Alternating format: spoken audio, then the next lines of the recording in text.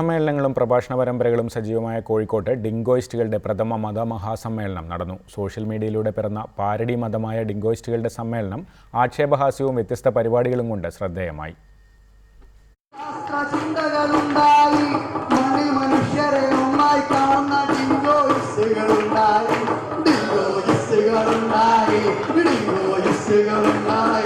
മതയാഥാസ്ഥിതികരെയും ഫാഷിസ്റ്റുകളെയും കണക്കിന് പരിഹസിച്ച് ഡിങ്കോയിസ്റ്റുകളുടെ മതസമ്മേളനം അഭിപ്രായ സ്വാതന്ത്ര്യത്തെയും ആവിഷ്കാര സ്വാതന്ത്ര്യത്തെയും ആയുധം കൊണ്ട് നേരിടുന്ന കാലത്ത് തങ്ങളെ പാരഡി മതമെന്ന് പറഞ്ഞ് തള്ളിക്കളയേണ്ടെന്നാണ് ഡിങ്കോയിസ്റ്റുകളുടെ ഭാഷ്യം.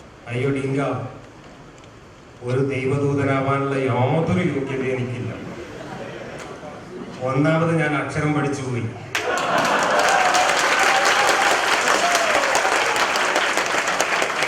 രണ്ടാമത് എനിക്ക് ദൈവദൂത പ്രായപൂർത്തി കഴിഞ്ഞ് പിന്നെയും കുറെ പ്രായമായി. മാനാഞ്ചിറയിൽ നടന്ന സമ്മേളനത്തിൽ ദുരാചാരങ്ങളെ കളിയാക്കാനായി കപ്പപ്പാട്ട്, നയപ്രഖ്യാപനം, ചക്കയേറ് തുടങ്ങി വ്യത്യസ്തമായ പരിപാടികളും സംഘാടകർ ഒരുക്കിയിരുന്നു.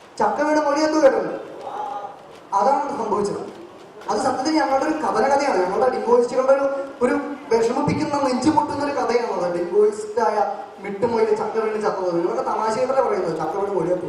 സമാധാനത്തിന്റെ സ്വന്തം മതമായ ഡിങ്കമതം ഇനി വിവിധ ജില്ലകളിലെ വേദികളിലൂടെ വീണ്ടും കാണാമെന്ന് പറഞ്ഞാണ് സമ്മേളനം പിരിഞ്ഞത്. റിപ്പോർട്ടർ, കോഴിക്കോട്.